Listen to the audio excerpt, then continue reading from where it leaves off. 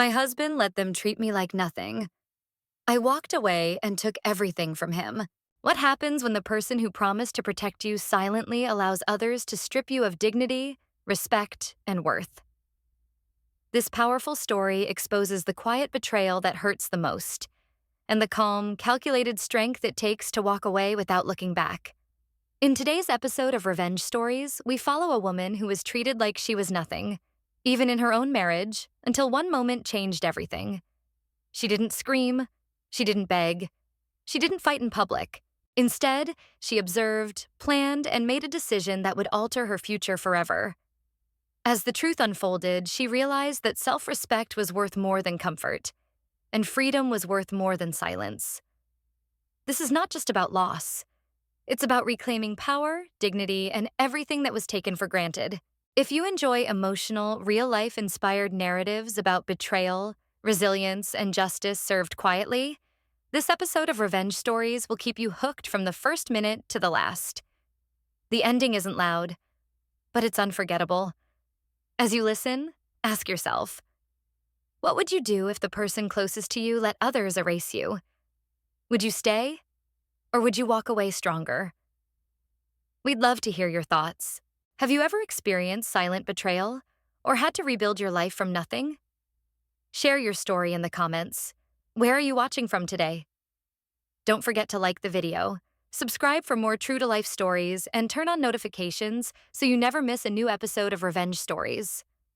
Stories like this remind us that sometimes the strongest revenge is living well and taking everything that was rightfully yours. Stay tuned for more unforgettable revenge stories that prove calm decisions can change everything. A revenge, betrayal story, a life lessons, empowerment, marriage story, self-respect, emotional story, story time, quiet strength, justice tags, revenge story, betrayal in marriage, emotional storytelling, walking away stronger, self-worth, empowerment story, dramatic life stories, storytime channel, calm revenge, personal transformation. At a high-class party, my mother-in-law handed me a badge marked, "Help." My husband smiled and said, "Food's for family." No chair waited for me. I removed my wedding ring and placed it down before the crowd. They thought they put me in my place. They had no idea what I was about to do.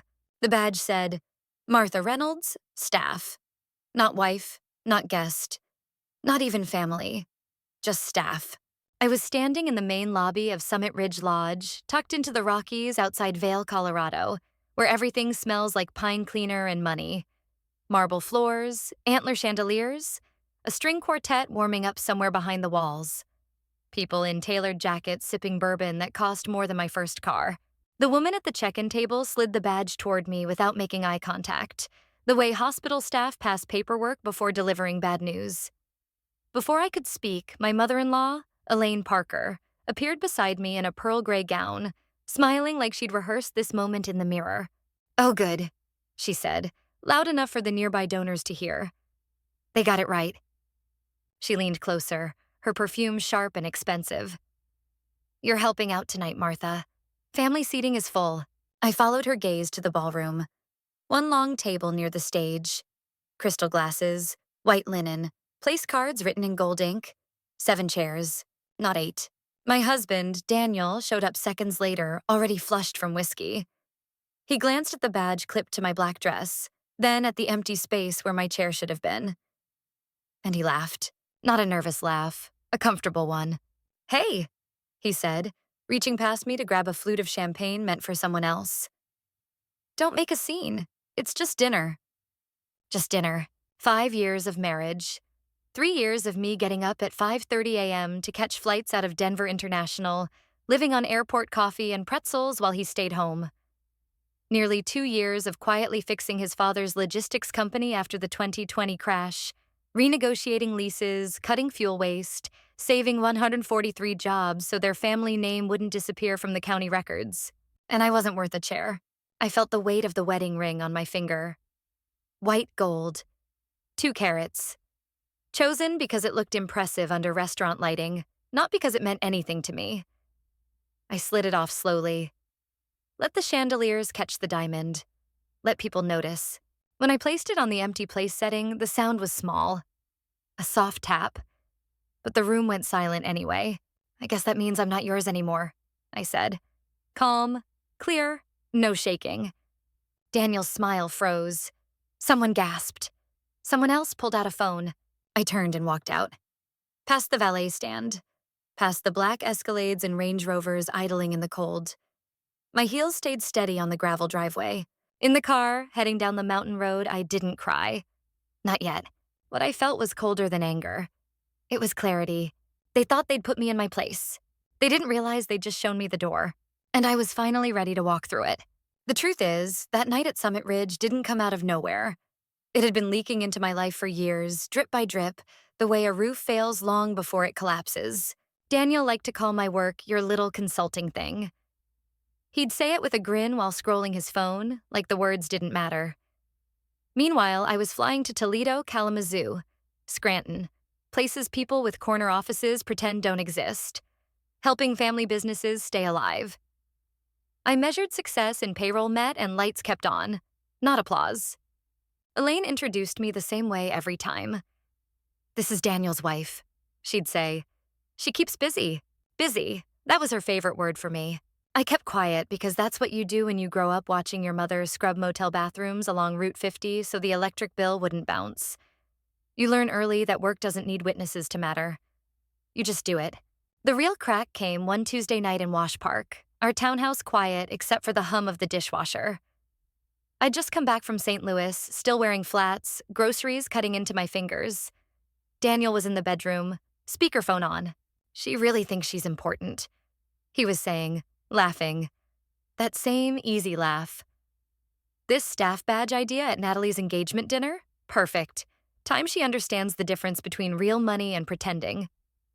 Elaine's voice floated back through the phone. "Exactly. Help is help, no matter how educated." I stood there holding milk and eggs, feeling something inside me finally give way. Not loudly, not dramatically. Just a clean snap. Here's the part I didn't tell anyone. I already knew things about Daniel. Little inconsistencies, expense reports that didn't add up, investor money drifting where it shouldn't. I'd noticed because that's what I do. I keep records. I ask quiet questions. I didn't confront him. I didn't cry that night. I set the groceries down, opened my laptop, and renamed a folder I'd had for years. Insurance. At the time, I told myself it was just being careful. Later, I understood it was me finally listening to myself. The week after I created that folder, nothing changed on the surface.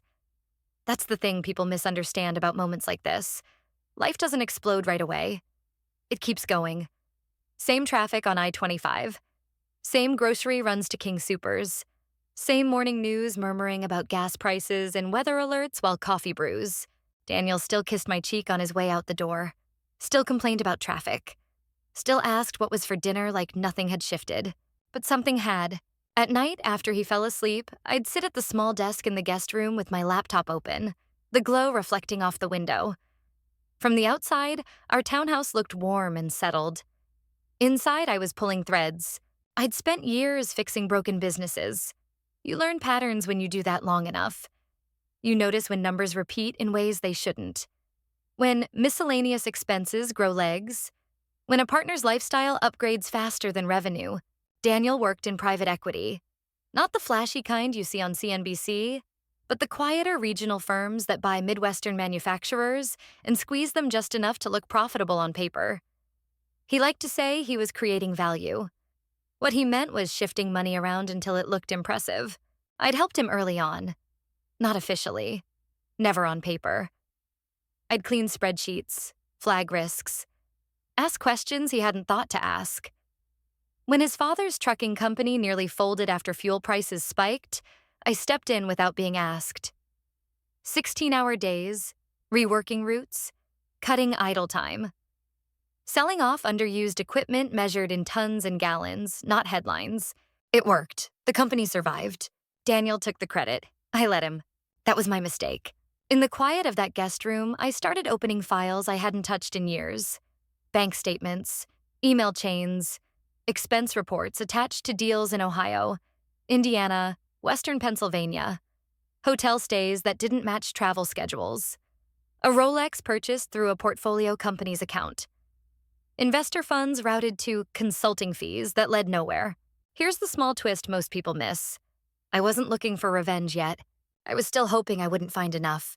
Some nights, I'd close the laptop and just sit there, listening to the house settle, telling myself I was overreacting, that marriages go through phases, that everyone cuts corners, that loyalty means giving people room to disappoint you.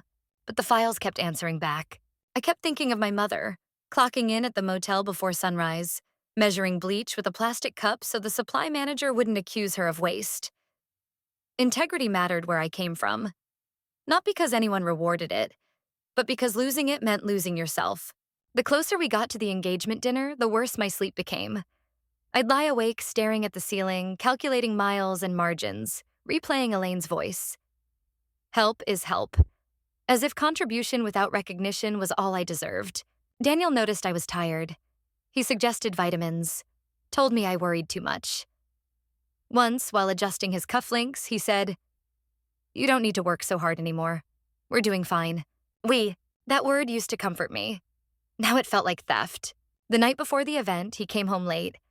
The smell of someone else's perfume clung to his jacket. Something floral, expensive. Not mine. He didn't notice when I stiffened. "Don't overdress tomorrow," he said casually, already scrolling his phone. "It's Natalie's night. No need to pull focus." I stood in the bedroom doorway holding the black dress I'd chosen. Simple. No sequins. The kind of dress you could wear to a wedding or a funeral and be appropriate either way. That's when the last illusion finally dropped. I wasn't protecting him anymore. I was protecting the version of myself who still wanted approval from people who benefited from my silence. That version didn't survive the night. I hung the dress back in the closet. My hands didn't shake.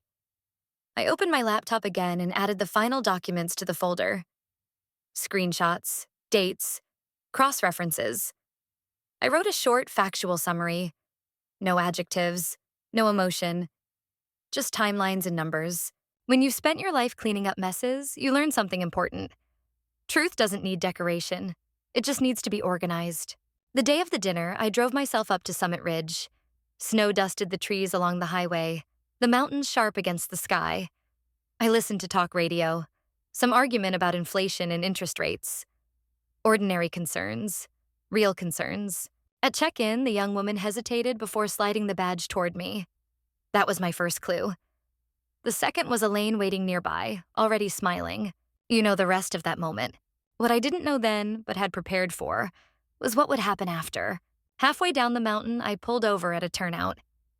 From there, you can see all of Denver spread out below, the city lights flickering on like a circuit board. I finally let myself breathe. Then I took out my phone and sent a single text. "Execute everything tonight." That was all. Marcus had worked with me for years. Former operations manager, mid-50s, divorced, practical. The kind of man who values doing things right the first time. He didn't ask questions. He trusted me because I'd never asked him to do anything unethical before. By the time I got home, the process had started. Files uploaded, secure channels opened. The letter sent, not to the press, not to rivals, but to the people whose job it was to care.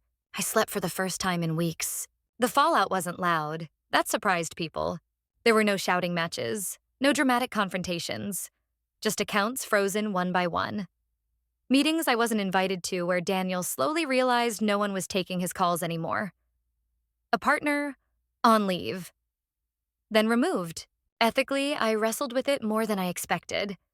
Not because I doubted the facts, but because I'd loved him once. Because part of me still believed in the man he could have been. But here's the truth I came to accept. Fairness isn't about protecting people from consequences. It's about making sure the rules apply equally, even when it hurts. Weeks later, in a borrowed office space downtown, surrounded by unpacked boxes and the smell of fresh paint, I started over. New firm, new name, no shared credit, no borrowed authority. Calls came in. Not from coastal boardrooms, but from places like Youngstown, Flint, Gary. Owners who wanted help, not headlines. People who valued someone who listened before she spoke. One snowy morning, Daniel's sister, Claire, showed up. No makeup, no designer coat, 2 coffees in her hands. I left them, she said quietly. I didn't want to be that kind of person. We sat on the floor because the chairs hadn't arrived yet, watching snow fall past the windows. She told me what I already suspected.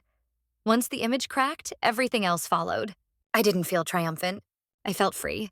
People like to think the ending of a story like this is about winning. It isn't. Months later, after the dust settled, I hung the staff badge in my new office. Framed. Centered. Between my degree and the first check my firm ever earned. Clients ask about it sometimes. I tell them the truth. That badge was never meant to shame me. It was meant to remind me. Daniel didn't lose everything because I was cruel. He lost it because integrity doesn't bend just because someone smiles while breaking it. Elaine didn't fall from grace because I exposed her. She fell because she confused status with worth. And me? I finally understood something my mother knew all along, scrubbing floors so I could sit in classrooms she never entered. You don't belong where you have to make yourself smaller to be tolerated. Fairness isn't loud. Justice isn't theatrical. Most of the time, they arrive quietly, wearing the clothes of ordinary days. That empty chair at Summit Ridge wasn't rejection. It was permission. Permission to build my own table and choose who gets a seat.